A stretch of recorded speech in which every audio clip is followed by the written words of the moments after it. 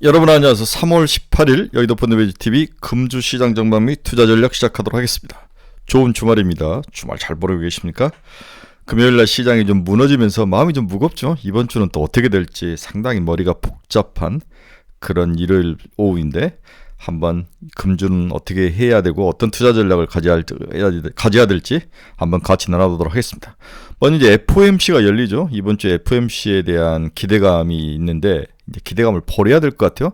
당연히 저렇게 PPI까지 올라온 상황에서 뭔가 시장이 친화적으로 이야기할 수 있는 상황은 아니다. 따라서 FOMC에 대한 기대감은 버리고 플레이를 하는 게 낫겠다. 버린다는 것은 결국 FOMC는 시장에 굉장히 부정적인 영향 한 방 더 매길 수 있는 그런 가능성이 높다. 이렇게 전제를 하고 봐야 될 것 같아요. 두 번째는 지속적으로 이제 고밸류에이션 종목에 대해서 조정이 나타나는데 이 조정은 대체 어디까지 갈 것인가, 이 부분에 대해서 우리가 나름대로 자기의 가이드라인과 어떤 선을 가지고 있어야 되죠. 이 정도 왔을 때는 거의 끝났다, 이 정도 왔을 때는 추가로 더 하락할 거다, 이런 가이드라인을 오늘 한번 제가 엔비디아를 가지고 단순하게 한번 여러분들과 함께 나눠보도록 하겠습니다. 왜 엔비디아냐? 현재 시장을 이끌어온 리더가 엔비디아이기 때문에 엔비디아를 가지고 한번 분석해보는 것도 의미가 있을 것 같다. 오늘 이번 주는 다양한 이야기들이 주절주절 기기할 것 같은데 여러분들 두 배로 배속으로 빨리 돌려보시든지 하시기 바랍니다. 네, 금주 시장 전망 및 투자 전략 출발합니다. 구독, 좋아요 많이 눌러주십시오. 이제 7,000명을 돌파했는데 10,000명까지 돌파해 보도록 하겠습니다. 네, 지난 금요일날 다우는 0.49 하락, 나스닥은 0.96, S&P 500은 0.65. 나스닥이 막판 좀 전려다 다시 무너지는 모습. 제가 봤을 때 이 구간이었는데 잠자면서 1818 욕하고 잤던 기억이 지금도 나는데 결국은 복구를 못하고 무너지면서 마감을 했습니다. 금요일 주가 하락을 보면 여전히 CPI와 PPI가 높다. FOMC 회의에서 좋은 말이 나오지 않을 것이다. 부담으로 작용할 것이다. 이 이야기하고 상당히 엔비디아라든지 이런 쪽에서의 상승세가 꺾였는데 아직까지도 고밸류에이션에 들어가고 있는 것 같다. 이 두 가지가 가장 크죠. 이날 발표될 2월 산업생산은 계절 조정 기준으로 전월비 0.1% 증가해 전달 0.5% 하락에서 좀 돌아서는 모습. 그래서 전망치보다 나쁘진 않았는데 결국은 FOMC에 대한 부담감. 여기서 왜 FOMC가 부담스럽냐 뒤에 또 자세히 말씀해드릴게요. 그리고 엔비디아의 상승세가 지속적으로 꺾인 점. 이러한 두 가지가 하락의 원인이었다고 볼 수 있습니다. 엔비디아는 그렇게 많이 꺾이지는 않았는데 일단 지속적으로 하락의 모습이 나오고 있는 상황입니다. 여기에 기술주의 핵심이었던 어도비가 매출 가이던스에 대한 실망감이 나오면서 13.67%나 급락하는 것도 성장주에 대한 어떤 센티를 망가뜨리는 좋은 요인이었다. 반면 테슬라는 0.66% 상승을 했습니다. 이유는 인도에서 전기차 수입에 대해서 관세라든지 이런 진입장벽을 좀 내렸죠. 전기차 수입 관세를 큰 폭으로 낮춘다는 소식에 테슬라가 0.66% 나름 상승하면서 끝이 났습니다. WTI는 0.32% 하락을 했지만 아직도 80달러 위에서 놀고 있네요. 이날 또 우리를 괴롭게 했던 건 금요일 미국 주식시장에서 금리죠. 2년짜리가 4.732까지 상승을 하면서 이제 지속적으로 상승하는 모습이 나타났습니다. 1bp도 안 돼 0.9bp 상승했는데 2년짜리가 4.732, 10년짜리는 4.308. 0.4bp 상승이었는데 지속적으로 10년짜리 금리가 상승하는 그러한 아주 안 좋은 모습이 지속적으로 나타나죠. 이렇게 4.3까지 올라와서 지난번에 이제 그러니까 헤드앤숄더의 어깨까지 와 있는데 추가로 더 상승할 것이냐 아니면 밀릴 것이냐는 이번 달 FOMC 회의에서 점도표를 어떻게 찍어줄 것이냐가 가장 큰 핵심 키포인트라고 봐야 될 것 같아요. 자, 이번 주에 첫 번째 주제는 물가가 발작하고 FOMC 회의는 대체 어떤 모습으로 우리가 이해를 해야 할 것이냐.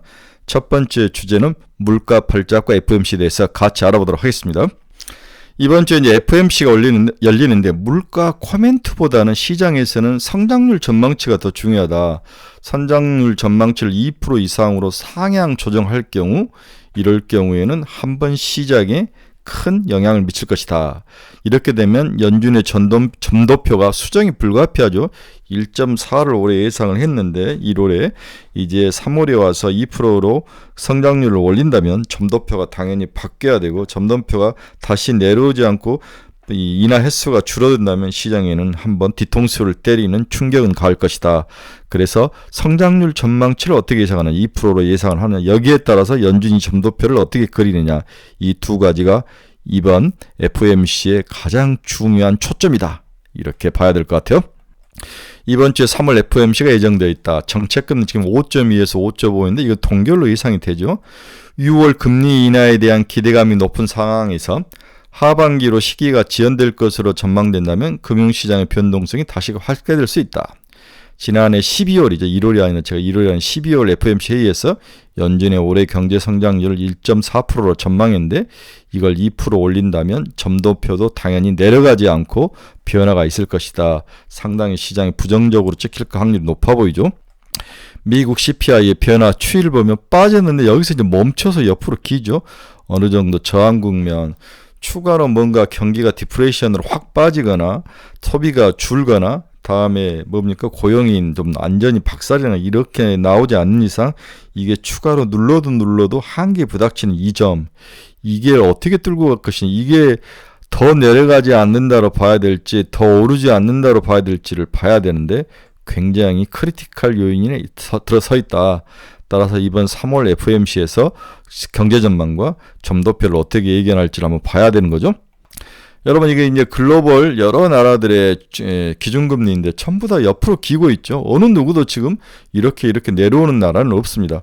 그만큼 글로벌 시장에서 인플레이션이 강하게 저항성을 형성하고 바닥을 다지고 있다고 봐야 될 것 같은데 여기서 실패하면 다시 반대로 거꾸로 올라가는 상황이고 크리티컬한 상황이다. 특히 금리 인하가 가장 중요한 정책 변수 되는 것은 미국이 이제 중요한 선거가 있지 않습니까?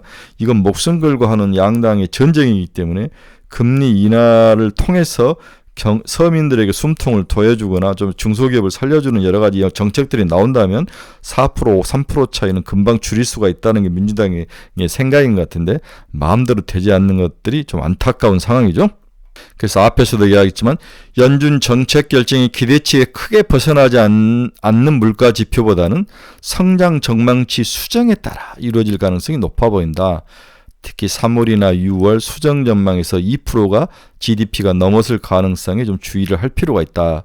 지금 1.4%를 해놨는데 IMF는 지금 올려놨죠. 미국의 경제 전망 기준치를 2%까지 올려놨는데 과연 패드의 전망이 올라갈 것이냐, 가장 중요한 FOMC 회의를 지켜보는 투자 키포인트다. 이렇게 보셔야 될 것 같아요. 이게 이제 블룸버그 평가 연준 기사들의 통화정책 성향이 쭉 이렇게 나와 있죠. 저도 뭔지는 모르겠습니다. 뭔지는 모르겠어요. 한번 보시기 바랍니다. 점도표 내 연준 인사 투표값 예측치가 나왔다. 그렇죠? 네. 지금 여기 4.5, 4.0 이렇게 지금 막 찍혀 있는데 이게 어떤 모습으로 지금 변화될지 한번 봐야 될 것 같아요. 지금 5.5니까 5.5에서 3번 금리 인하면 7.5면은 거의 4.5 이 정도인데 여기에 지금 많이 몰려 있는 거죠. 그래서 여기 근방으로 좀 사람들이 내려와야 되는데 이 선수들이 이렇게 내려와야 되는데 어떻게 될지 한번 점도표를 봐야 될 것 같습니다. 자, 제가 보는 미국의 CPI 시장과 FOMC 시장, 여기에 핵심은 오히려 바이든 정부가 아니라 트럼프의 당선 가능성일 것이다. 만약에 트럼프가 당선된다면 물가 상승의 쥐약이 될 가능성이 높아 보인다. 현재 미국 선거 열기가 강화 중이죠. 트럼프 공약은 물가, 금리 상방 요인으로 모든 게 그쪽으로 방향이 맞춰져 있다. 저소득층이 특히 펀드멘털의 리스크에 노출 중인데 다만 최근 열기를 더해가고 온 대선 이슈는 장기적으로 인플레이션의 추세 변화를 가져올 수 있는 가능성, 그러한 잠재 요인으로 봐야 될 것 같다. 특히 트럼프 전 대통령이 내세우고 있는 이민을 제한한다든지 이건 그러면 임금이 올라가죠. 관세를 인상한다든지 감세 등의 공약은 대체적으로 인플레이션 완화에 부정적으로 작용할 것으로 전망이 된다. 네. 이 부분이 과연 시장에 얼마나 반영됐냐는 트럼프와 바이든의 지지율 차이에 따라서 그 반영 정도가 강하게 나타날 것 같죠. 저는 이런 면에서 물가도 쉽게 내려오지 않는 이유 중에 하나가 트럼프의 승리 가능성이 있다. 이렇게 보고 싶네요. 그래서 트럼프의 전 대통령의 공약은 대체로 인플레이 완화에는 부정적인 공약들이 많다. 그렇죠? 두들겨 패고 부자 감세하고 관세 올리고 다음에 뭐 지민을 많이 제한하면 결국은 미국에서는 고통의 날이 되지 않을까 그렇게 생각을 해보고 있습니다. 그래서 고통지수라는 게 있는데 미스터 인덱스라는 연체율과 굉장히 높은 상관관계를 가지고 있다. 이렇게 연체율이 오르면 고통지수가 올라가는 거죠. 네, 팬데믹 당시에는 AS나 고물가나 고금리는 저소득층의 건전성에 곧장 타격을 주는 것은 당연하죠.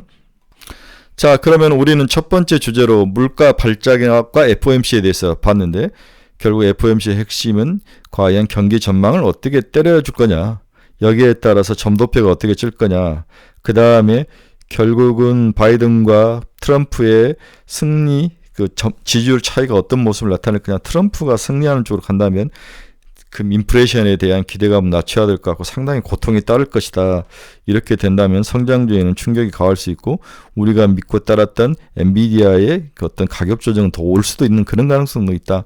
뭐 이 정도로 생각하면은 이 부분은 틀림이 없다. 이번 FOMC는 상당히 부정적이다, 보수적으로 봐야 될 것 같다라고 저는 개인적으로 일단 여러분들에게 말씀을 해드리고 싶네요.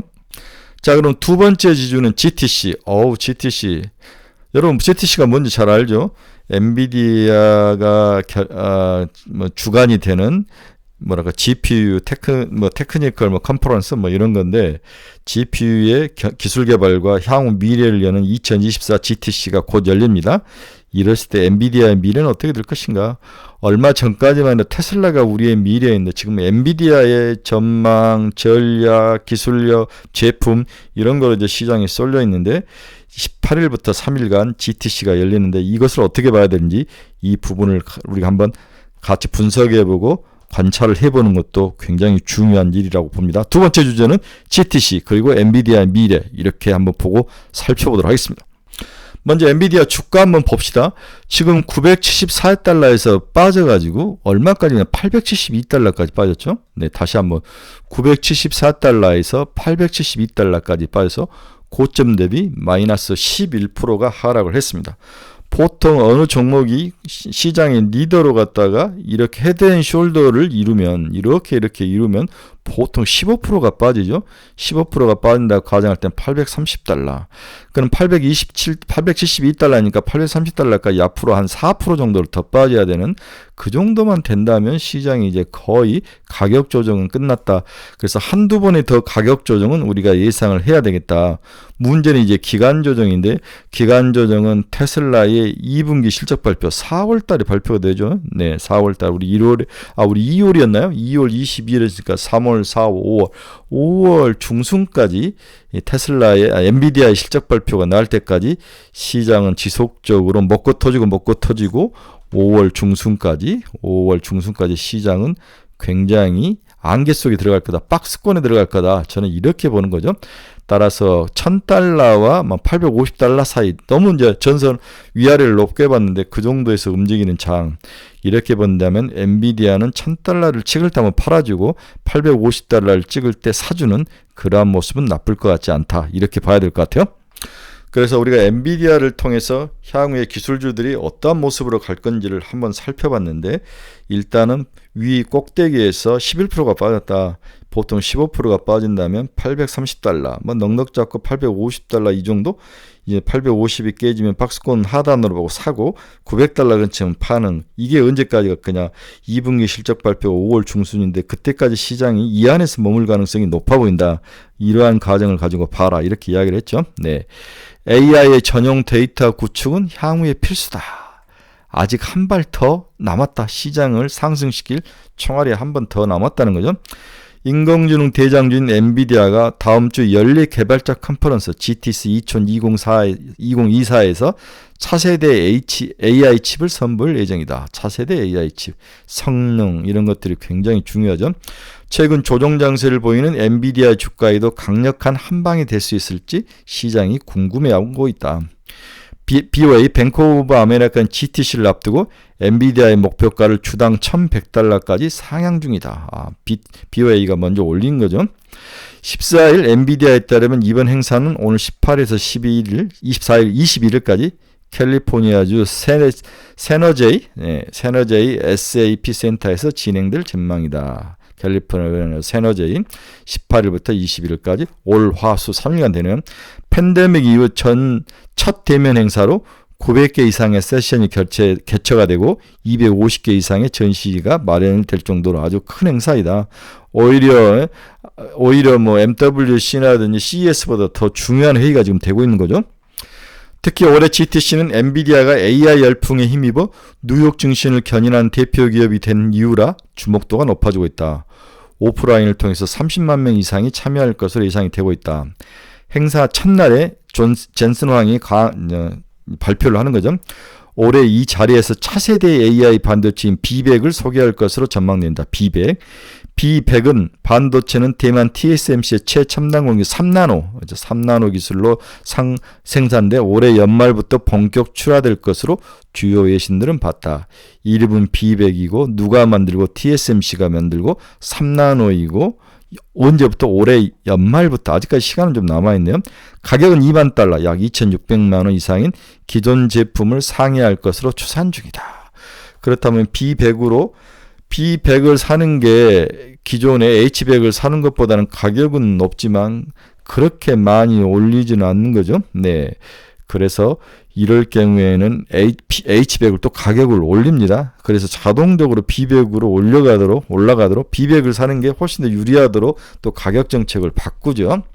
현재 시장에서는 GTC를 통해서 엔비디아가 AI 컴퓨팅 분야의 장기 지배력까지 공고할 수 있는 추가 카드를 내놓을 수 있을지 이 부분에 주목을 하고 있다. 특히 변동성이 커진 상태에서 주가 상승에 촉매적으로 작용할 수 있을지가 관건이죠. 또 반반인 것 같아요. 그전에는 완전히 GTC가 한 번 더 시장을 올릴 수 있는 총알로 봤는데 이제는 반반으로 보는 것 같습니다. AI 대표 주자인 엔비디아는 지난해부터 주가가 급등하며 $2조 돌파했다. 최근 1년 동안 265%밖에 안 올랐어요. 1년 동안 2배밖에 안 오른 거죠. 그러나 워낙 거대한 종목이기 때문에 우리나라 주식에서 2배 오른 것은 오른 것도 아니죠. 이렇게 생각한다면 엔비디아에 너무 목맬 건 없지만 그 엔비디아가 2배 반이 올라줬기 때문에 우리나라 같은 나라에서는 우수리가 떨어지면서 10배짜리가 나오고 난리 부르스를 친 거죠. 그래서 엔비디아가 꺾이면 오히려 반대로 10배씩 하락할 확률도 있습니다. 최근 엔비디아 GPU 리드타임이 주문 후 납품 대기 시간까지 약 3에서 4개월로 기존 6에서 7개월보다 앞당겨졌지만 이는 2024년 TSMC의 첨단 패키징 코스와 삼성전자, SK하이닉스의 HBM 캐파가 전년 대비 2배 이상 증설되어 GPU 시장 수요 감소가 아니라 공급 병목이 완화됐기 때문으로 보고 있다. 긍정적으로 보는 거죠. 한편 글로벌 선두업체 800여 개의 CEO들이 향후 3년 내 적극적으로 AI 투자를 고려하고 있다고 밝혀 향후 AI 투자 속도는 가파르게 전개될 전망이다. 이제 시작이라는 거죠. 특히 AGI, 범용 인공지능 연상 증폭과 폭증과 AI 침투율이 급증하는 가운데 천문학적 AI 연산을 감당할 AI 전용 데이터 구축은 현실적으로 선택이 아닌 필수가 되고 있다. 다만 대체제가 없는 상황에서 엔비디아 GPU 수요가 당분간 공급을 초과할 것으로 전망돼 자체 AGI 칩 NPU를 LPDDR5 또는 GDDR6 등으로 결합함으로써 AI 전용 센터 구축 확대 적용이 예상이 되고 있다. 자체적으로 이제 데이터 센터를 구축하는데 다양한 것들을 조합해서 쓸 수밖에 없는 그런 상황이다. 이 말을 뒤집어 보면 H100도 올라가지만 다른 쪽에서 D램 반도체 수요가 늘어났으면 늘어났지 줄지는 않을 것이다. 이 도도한 물결의 흐름이 이제 무릎팍 정도 올라왔다는 거죠. 향후 가슴, 목대, 머리까지 올라가는데 시간이 더 필요하다는 거죠. 이제 개인적으로는 이런 데이터 센터 인공지능 싸움은 이제 30%다. 저는 그 정도로 보고 있는 거거든요. 따라서 향후 수년간 AI 전용 데이터 센터는 엔비디아 GPU와 HBM이 엮여져 있는 이 일반적인 형태, 이게 이제 주력이고 자체 AGI 칩과 스페셜 D램으로 만들어진 이 두 갈래로 성장이 예상이 전망이 되고 있다. 이것도 성장하고 이것도 성장할 수 있는 건 다 HBM, 스페셜 D램, 전부 DDR, D램 반도체 메모리 반도체가 들어가고 이걸 어떻게 잘 패키징하는 기술이 필요한 그러한 싸움으로 가고 있다. 따라서 삼성전자, SK하이닉스, 한미반도체, 가옴체스 등 AI 전용 데이터 센터 구축 확대에 수혜가 기대되는 기업들에 대해서 우리가 일시적으로 백돈을 할 수 있지만 지치지 말고 지속 보유해야 될 것 같다. 최근에 이제 SK 하이닉스가 이제 16만 대로 내려오면서 좀 슬로우 다운 해주는 모습이 있는데 저는 20만 원까지는 무조건 봐야 된다. 20만 원 더 올라갈 것이다. 다음에 삼성전자가 HBM의 수율이 난리가 났죠. 10%밖에 안 된다. 이것이 사실이냐 아니냐 이것 때문에 싸움이 났는데 일단은 아닌 쪽으로 봤는데 제가 봐서는 맞는 것 같아요. 그렇게 많이 되는 것 같지 않습니다. 삼성전자의 얼치기를 어떻게 극복할 수 있는 거냐 이것도 큰 문제인 것 같아요. 일단은 SK 하이닉스와 삼성전자의 싸움이 나면 지금 시장이 정확히 반반으로 나눠져 있더라고요. HBM이 더 간다 쪽 저 같은 사람과 삼성전자가 추격을 할 것이다. 이 정도는 추격을 할 것이다는 측인데 저는 SK 하이닉스 쪽을 손을 들어주고 싶네요. 자, 다시 GTC 2024로 돌아와서 이번 GTC의 핵심 키워드는 병목의 완화다. 병목의 완화. 병목은 주로 HBM에서 온다는 거죠. D램에서. HBM에서 지금 병목이 오는데 이 HBM의 수율을 어떻게 잡고 얼마나 빠르게 공급을 해줄 것이냐. 여기에 핵심이다라고 봐야 될 것 같아요. 나머지 이야기는 전부 주절주절을 난 이야기입니다. 그래서 현재 GPU의 병목은 메모리에 있다. 원래 GPU를 지원하는 메모리는 GDDR이었다. 하지만 기존 메모리는 데이터 핀수가 제한적이죠. 32개밖에 인아웃을 이렇게 그 라인을 만들 수가 없는데 전력을 이렇게 뿌려주는 게 이 대역폭이 좁았다는 거죠. 네.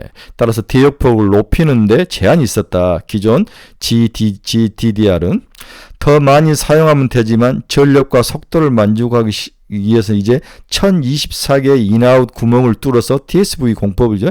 HBM이라는 제품이 사용되기 시작했죠. 이제는 2048개 2개로 구멍이 늘어날 건데 이렇게 데이터를 뽑아내면은 다행히 좋은데 여기에 열과 기술력 이런 문제들이 생기는 거죠. 32개의 접점에서 데이터를 뽑아내는 것보다는 1024개에서 2048개로 가는 게 훨씬 빠르죠. 물론 더 빠른 칩을 더 많이 생산하면 되지만 최고의 성능을 실현하기 위한 엔비디아의 선택은 HBM의 이런 구조를 선택했다는 거죠. 물론 제조하기 어렵다는 한계가 있고 그만큼 메모리 성능과 특히 공급 문제가 현재 지속되고 있는 것은 시장의 가장 문제거리입니다. 이걸 해결할 수 있는 다양한 아이디어가 이번 GTC 2024라는 거죠. 특히 이번에 병목 완화가 좀 된다면 모두에게는 호재이다. 특히 SK 하이닉스는 지금 P는 높은데 Q가 안 잡히는데 반대로 Q가 올라오면 P가 빠지는 거 아니냐. 그러나 Q가 상승하는 속도가 훨씬 크기 때문에 SK 하이닉스에도 나쁠 것 같진 않다. 그렇죠. 지금 삼성전자 수율이 10% 이하라는 기사가 나오면서 난리가 났는데 SK 하이닉스와 삼성의 실력에 달려있을 것 같다. 따라서 일단 시장이 커지는 이 Q가 성장하는데 목표를 두는 게 훨씬 더 낫다. P가 빠지는 속도가 그렇게 완만하게 될 가능성이 많고 Q가 더 훨씬 더 높게 올라간다. 나중에 2, 3년에 이제 치킨 게임을 하게 되는 거죠. 지금은 문제는 없다. Q를 올려야 되는 거죠. 이번 GTC 2024에서는 차세대 시스템에 대해서도 논의할 가능성이 있다. 차세대 메모리에 대한 논의도 기대 중이다. 예를 들어서 지금 CXL 컴퓨터 익스프레스 링크는 CPU와 GPU를 지원하는 메모리를 한 곳으로 묶어서 동시에 지원하게 하는 연결 방식이다.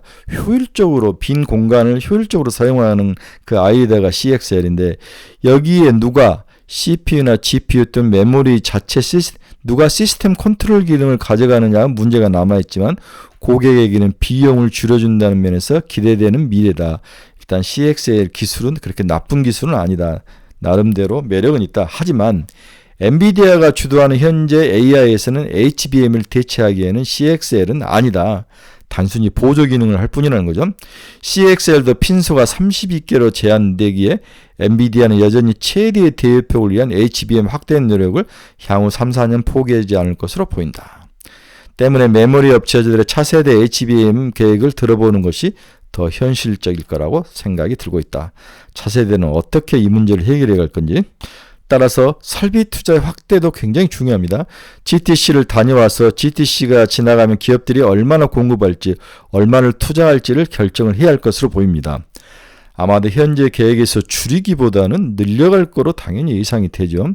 시장은 최대한 디스플레이를 지켜가는 것이 맞다는 의견이지만 AI 수요는 크고 언젠가 오는 수요라면 미리 투자하는 것이 의견도 작지 않을 것이고 과거를 돌아보면 아마도 투자는 지금의 기대보다 커질 것으로 예상이 되고 있습니다. 결국 HBM 시장은 지금이 끝이 아니며 추가 상승할 가능성이 높아 보여 장기 투자에 대한 전략, HBM 관련주들을 한 번 더 이미 올라서 7분 응선에 있다. HBM은 AI는 3분 응선인데 여기서 한 번 더 올라갈 때는 먹을 게 충분히 남아있다. 여기서 좀 쉬어가는 거죠. 약간의 백더도 있을 수 있고 쉬어가는 모습이란 뿐이지 여기서 꺾일 것 같지는 않다는 거죠. 그래서 장기 투자를 권하는 게 답이 맞을 것 같습니다. 또 엔비디아가 차기 블랙웨일을 공개할 가능성도 있다. 다시 한번 여러분 블랙웨일이란 또 새로운 단어가 나왔네요. 블랙웨일. 엔비디아가 GTC 컨퍼런스에서 호프 아키텍처 H100에 사용되는 아키텍처를 잇는 차기 로작으로 아키텍처 블랙웨일 공개를 비롯한 엔비디아 AI 향후 방향에 대해서 코멘트를 할 것 같은데 이게 중요하다. 지금 호프라는 아키텍처를 가지고 설계도를 짜고 있는데 이제는 블랙웨일이라는 새로운 더 업그레이드된 그런 아키텍처를 가지고 나올 가능성이 있다. 엔비디아 CEO의 키노트 연설은 18일 첫날에 있을 예정이죠. 첫날이 굉장히 중요합니다. 블랙웰이라는 단어 꼭 기억을 하시기 바랍니다. 호퍼라는 아키텍처, 뭔가 컴퓨터를 구동하고 움직이게 하는 어떻게 보면은 연산 코드를 전체 모아놓은 큰 아키텍처를 우리가 호퍼라고 부르는데 지금 엔비디아의 주력이죠. 이것을 블랙웰이라는 더 업그레이드된 아키텍처를 가져올 가능성, 이것을 CEO 첫날 연설에서 젠슨왕이 어떤 이야기를 할지 비백하고 블랙웰이라는 이야기를 한번 기대를 해보시고 이게 정말 매력적인 건지 미래를 정확히 그려지고 정말 굉장히 긍정적으로 발언들을 해주는 건지가 굉장히 중요할 것 같아요. 시장은 이 부분에 따라서 춤을 출 것이다. 그렇다면 단기적으로 한번 쉬고 있는 이 7분 응선 쭉 올라오다가 이렇게 쉬고 있는 7분 응선에서 살짝 8분 응선까지 올라갈 수 있는 힘을 한번 밀어주지 않을까. 지금 이 가장 큰 리스크가 금리 인상과 그 다음에 CPI가 빠지지 않는 이 어려움인데 이걸 과연 한번 기술력으로 뚫고 넘어갈 수 있는가. 여러분 CPI가 4%면은 영업이익률이 10% 4%만 넘으면 플러스지 않습니까? 10%. 여기에 기본 4% 빼고 다음에 여러가지 비용 뭐 한 3% 빼고 그럼 영업이익인 3%가 또 나오는데 이렇게 성장률이 얼마나 나오냐가 중요하죠. 물론 인플레이션도 중요하지만 인플레이션 가이드라인을 뛰어넘을 수 있는 그 영업력, 이 엔비디아가 이걸 보여줄 수 있느냐가 굉장히 중요한 것 같습니다. 우리가 첫 번째 키워드는 FOMC와 금리 인상 발작을 받고 두 번째 키워드는 GTC 그리고 엔비디아의 미래, 이렇게 우리가 두 번째 코드를 봤습니다. 자, 세 번째는 기타 자질구레한 상황을 한번 봅시다. 최근에 원자재 가격이 크게 오르는 모습이 나타나죠. 원자재 가격. 그 다음에 10년물 국채 금리 변동폭이 나오는데 미국이 가장 많이 변동폭이 나타나고 전부 다 끝이 살짝씩 올라오죠. 금리에 관련 모든 것들이 살짝씩 올라온다는 것은 굉장히 리스크다라고 봐야 될 것 같아요. 다만 회사채와 3년 국고 스프레드가 주는 것은 다행이죠. 크레딧에 대해서는 안정적인 모습을 보여주고 있다. 원유와 금이 또 올라가는 것도 상당히 우리 신경을 거슬린 거죠. 특히 구리 가격도 치고 올라가는 그러한 모습, 이러한 모습들은 상당히 우리들에게 위협적인 모습은 있습니다. 밸류에이션 한번 볼까요? 미국 밸류에이션은 20.6배, 퍼가 그렇게 되어 있습니다. 유로스탁은 13.8배, 니케는 20.7배 이렇게 되어 있습니다. 아직까지 미국이 21배에서 20.6배로 좀 빠졌는데 이게 이제 19배, 19.배로 좀 빠지면 또 매력적인 면은 단기적으로 생기는 거죠. 밸류에이션은 나름대로 안정적인 모습으로 오히려 살짝 매력적인 부분을 가지고 있지만 좀 더 빠져야 될 것 같다. 그렇다면 주가가 한 번 더 박살나야 되는데 우리가 아까 여러 가지 원인으로 봤지만 엔비디아로 봐서는 추가로 한 4, 5% 정도만 더 하락을 하면은 가격 조정은 마무리가 된 것 같다. 이렇게 봐야 될 것 같아요. 기술적 측면에서 RSI는 62.3, 70 이상이면 고평가로 보는 거죠. 좀 빠지긴 했지만 좀 더 빠져야 될 것 같아요. 다음 평균을 상회하는 종목 비중이 살짝 빠졌다 올라가는 모습. 네. 그 다음에 S&P 500의 매그니피센트 7의 상대 강도 추이는 올라가다가 옆으로 기는 모습, 더 강해지는 않는 모습이죠. 모든 지표들이 일단 조정을 좀 이야기하고 있는데 조정의 강도가 그렇게 심하지는 않는 모습, 이렇게 단순하게 이야기를 해볼 수 있는 거죠. 다음 주 주요 경제 일정과 한번 스케줄표 한번 봅시다. 18일 월요일 날 BOJ 금융정책회의. 네, 이것도 좀 중요한 것 같아요. 2월 산업생산 및 소매 판매. 2월 CPI. 네, 2월 CPI 이것은 뭐 우리나라 것은 아닌 것 같아요. 네, 우리나라 것은 아니고 RBA 통화정책회의 브라질을 이야기하는 것 같습니다. 19일 미국의 뭐 주택 착공 건수, 뭐 20일 날 일본 증시 휴장이고 FOMC 회의 결과가 발표가 되고, 네, 20일 날 FOMC 회의 결과가 20일 날 나오네요. 네, 굉장히 중요한 발표는 20일 날입니다. FOMC 회의. 21일 날 목요일 날 S&P 500 제조업 PMI 지수 뭐 이런 것들이 나오고 2월은 한국의 PPI가 나오는데 이날이 이제 제일 중요한 건 18일 날 GTC하고 네, 이런 것들을 한번 잘 보시기 바랍니다. 컨퍼런스가 이날부터 수요일까지 열리니까 잘 보시기 바랍니다. 자, 마지막으로 무엇을 살 것이냐. 삼성증권이 이야기를 했는데 한번 올려놨습니다. 너무 좋아서 GTC 2024 개최, 엔비디아, 삼성전자, 조정받은 테크 반전이 기회가 될까, 한미반도체, 고용, 테크잉, 리노공업, 시스템 반도체, 가온칩스, 오픈H, AD 테크놀로지, CXL의 네오셈, 콜리타스, TLB 이런 종목을 봐라. 전력, AI 시대의 전력 수요가 급증한다. 이 부분이 이제 최근에 가장 중요한 핫한 요인이 되고 있죠. 두산에너빌리티, 한국전력, 한전기술, 원자력에 대해서 ASMR이 좀 박살이 났다가 다시 좀 치고 올라오는데 오늘 저는 ESS가 더 좋지 않을까. 그렇죠? 네. 그래서 서진 시스템을 많이 이야기를 하던데 HBD 현대일렉트릭이 아주 좋아서 효선중공업, LX일렉트릭, 네, 전선, LS전선, 대한전선, 가온전선, 일진전기, 온전 전력 인프라 이쪽도 한번 바닥을 치고 올라올 가능성 이미 올라왔으니까 한 번 더 추가할 것 같은데 이제 연속성이 중요하죠. 만약에 이쪽이 세면 얘들이 다 죽는 거죠. 로봇은 굉장히 저는 보고 있어요. 피규어 01 아주 충격을 먹었죠. 엔젤 로보틱스 상장하고 피규어 01 웨어러블 로봇 엔젤 로보틱스 상장 3월 26일 날 챗GPT가 탑재했던 휴머노이드 피규어 01 영상이 화제다. 로보틱스와 인공지능의 결합이다. 반도체에 지친 투자자들에 대한 성장주로 로봇이 떠오를 가능성. 두산 로보틱스, 레인보우 로보틱스, LIG 넥슨, SPG, SPBD크, 엔젤 로보틱스 여기에 뉴로메카까지 봐야 될 것 같습니다. 저는 또 우리 카페에 오면 제가 추천한 10종목이 올라와 있으니까 여러분들 저희 카페로 오셔서 꼭 확인을 하시기 바랍니다. 저희 카페에 제가 추천한 10종목 올려놨으니까 카페에 들어오시기 바랍니다.